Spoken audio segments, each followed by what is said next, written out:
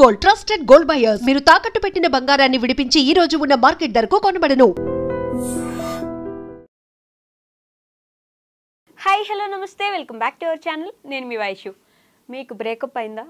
లైఫ్లో అట్లీస్ట్ ఒక్కసారైనా అయ్యి ఉంటుందిగా. దాని నుంచి ఎలా మూవ్ ఆన్ అవ్వాలి అంటే బ్రేకప్ అయితే ఇంకా అయిపోయింది అక్కడితోటి జీవితం అని చాలామంది సూసైడ్ చేసుకునే వాళ్ళు ఉంటారు. ఇంకొంతమంది బెదిరించి లేదు లేదు నాకు నువ్వే కావాలి, నేను పెళ్లి చేసుకుంటాను, లేకపోతే నేను చంపేస్తా అనే వాళ్ళు కూడా ఉంటారు. రెండు రకాలుగా బ్రేకప్స్ చూస్తూ ఉంటాం. బట్ లేదు, అక్కడ ఆగిపోకుండా ముందుకు ఎలా వెళ్ళాలి, breakup is not for life అనేది ఎలా మనం తెలుసుకోవాలి, ఈ విషయం గురించి మాట్లాడడానికి లైఫ్ కోచ్ రామ్ మెట్టు గారు ఉన్నారు. సార్తో మాట్లాడదాం. హలో అండి. హాయ్ అండి. బాగున్నారా? I'm good. మీరు ఎలా ఉన్నారు? చాలా బాగున్నాను. సో బ్రేకప్ అనగానే ఇంక అయిపోయింది, నా జీవితం సర్వనాశనం అయిపోయింది, ఇక్కడతోటి ఇంకేం లేదు ముందుకు వెళ్ళడానికి. ఈధర్ రూమ్లో పడుకొని ఉండాలి, లేకపోతే ఫుల్గా తాగి రోడ్ల మీద పడిపోవాలి, ఇంకేమైనా అయితే సూసైడ్ చేసుకొని చచ్చిపోవాలి, ఇంకా అయితే ఆ అమ్మాయిని చంపేయాలి, లేకపోతే ఆ అబ్బాయిని చంపేయాలి. ఇదే స్టేజ్లో ఉన్నారు. కానీ దాని నుంచి బయటికి ఎలా మూవ్ ఆన్ అవ్వాలి, ముందుకు ఎలా వెళ్ళాలి అనేది ఏం చెప్తారు మీరు? Definitely going through a breakup is quite tough అండి. సో జనరల్గా ఏంటంటే బ్రేకప్ ఫేస్లో ఉన్నప్పుడు ఇమోషన్స్ అన్నీ ఒక నెగిటివ్ హైలో ఉంటాయి, like when you're going through a breakup. So జనరల్గా ఏంటంటే అందరూ దాన్ని ఒక నెగిటివ్ ఫినామినా కింద తీసేసుకొని బాధపడిపోయి ఇంకా లాక్ చేసుకుని రూమ్లో వాళ్ళే you know they tend to punish themselves. So ఇలాంటివన్నీ రెగ్యులర్గా అవుతూ ఉంటాయి. అయితే it is common these days, అంటే రిలేషన్షిప్స్లో ఉండడం కామనే, అంతే కామన్ బ్రేకప్ అవ్వడం కూడా.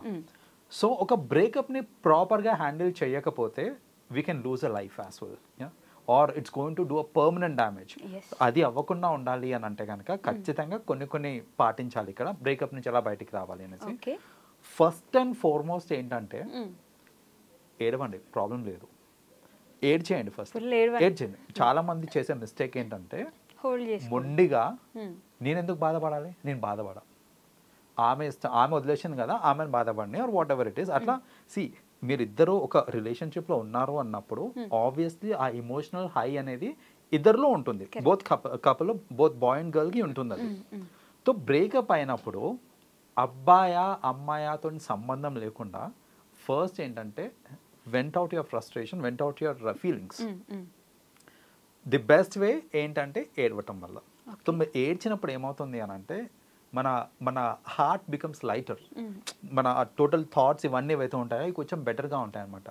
కానీ మన సొసైటీలో ప్రాబ్లం ఏంటంటే అబ్బాయి అయితే ఏడవకూడదు. ఎందుకు, ఎవరు చెప్పారు అసలు ఈ అబ్బాయిలు ఏడవకూడదు అనేది? ఎక్కడి నుంచి వచ్చింది? సో ఎక్కడి నుంచి వచ్చింది అని అంటే ఇట్స్ లైక్ మన చిన్నప్పటి నుంచి మనం చూస్తూ ఉంటాం ఏంటంటే రైట్ ఫ్రమ్ ది బిగినింగ్ మన యాన్సిస్టర్స్ దగ్గర నుంచి కూడా ఏడుస్తే నువ్వు ఒక వీక్ పర్సనాలిటీ అని జడ్జ్మెంట్ అనేది చేస్తూ ఉంటారు అనమాట. అండ్ జనరలీ ఒక జనరలైజ్డ్ నోషన్ ఏంటిది అని అంటే women is a weaker species కాబట్టి ఉమెన్ ఏడవచ్చు, అబ్బాయిలు వీక్ కాదు స్ట్రాంగ్ కాబట్టి అబ్బాయిలు ఏడవకూడదు అని అంటుంటారు. చెప్పండి అమ్మాయిలాగా ఏంట్రని ఏడుపు అనేసి. సో అంటే బేసిక్గా ఏంటంటే ఈ ఏడుపు అనేది it is confined to a gender which is not correct. Emotionally చూసుకుంటే కనుక అబ్బాయిలకి అమ్మాయిలకి తేడా లేదు. బాధ వచ్చినప్పుడు అబ్బాయి అన్నా సరే అమ్మాయి వచ్చినా ఎవరైనా సరే ఏడవాల్సిందే కదా, ఎవరికైనా బాధనే కదా. మీరు ఏడ్చారనుకోండి మీ ఫ్రస్ట్రేషన్ అనేది టు అన్ ఎక్స్టెంట్ తగ్గుతుంది.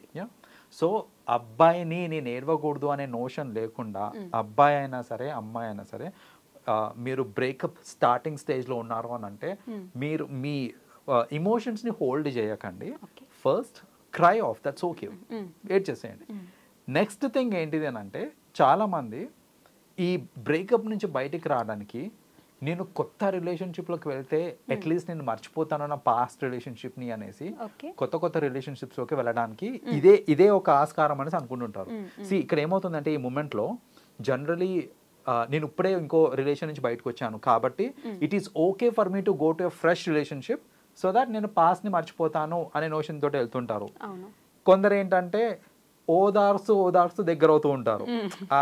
యూనో సమ్వన్ అలాగే ఉంటుంది. సపోజ్ ఇప్పుడు నేను బ్రేకప్ నుంచి I'm suffering with a breakup, నా ఫీమేల్ ఫ్రెండ్ వచ్చి నన్ను ఓదార్స్తుంది అని అంటే హై పాసిబిలిటీ దట్ మేమిద్దరం దగ్గర అవడానికి ఛాన్సెస్ ఎక్కువ ఉంటాయి.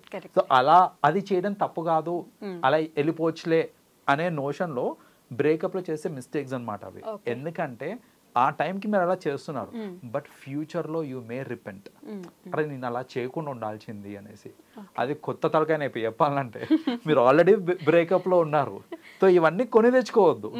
సో బెస్ట్ ఏంటంటే సపోర్ట్ అనేది ఇమ్మీడియట్ ఫ్యామిలీ నుంచి తెచ్చుకోవడం చాలా ఇంపార్టెంట్. సో మోస్ట్లీ ఏంటంటే మన యంగ్స్టర్స్ ఇంట్లో చెప్పుకోరు, ఇట్లా బ్రేకప్స్ అలా అయినా ఏదున్నా సరే దాచుకొని వాళ్ళలో వాళ్ళే కుమిలిపోతూ ఉంటారే తప్ప ఇంట్లో వాళ్ళకి చెప్పుకుందాము ఇలాంటివన్నీ ఆలోచించరు.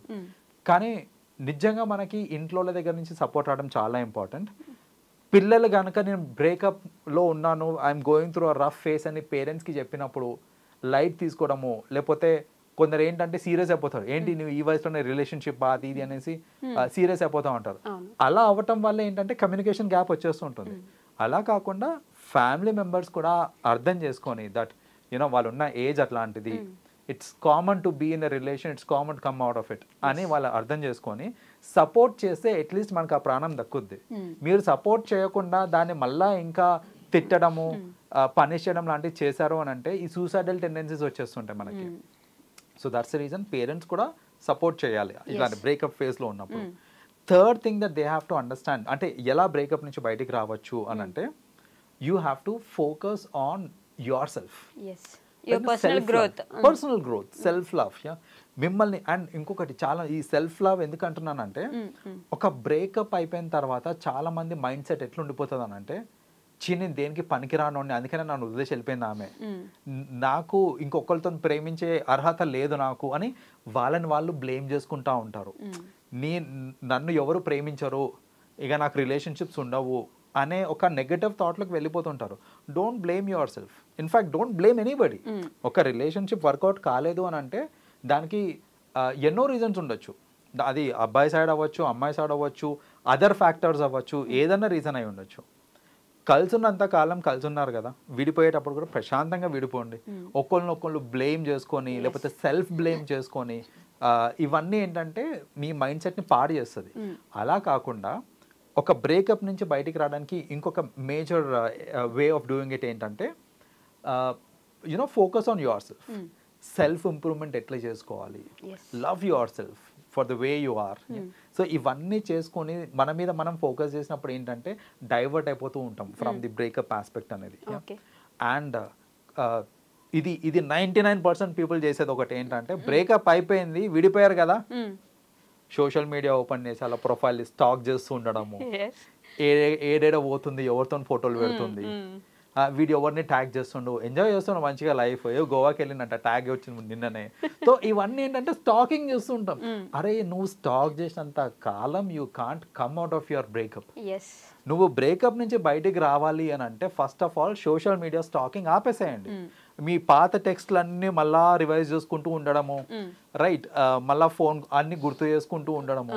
కొందరు ఏంటంటే it's common to gift each other కదా.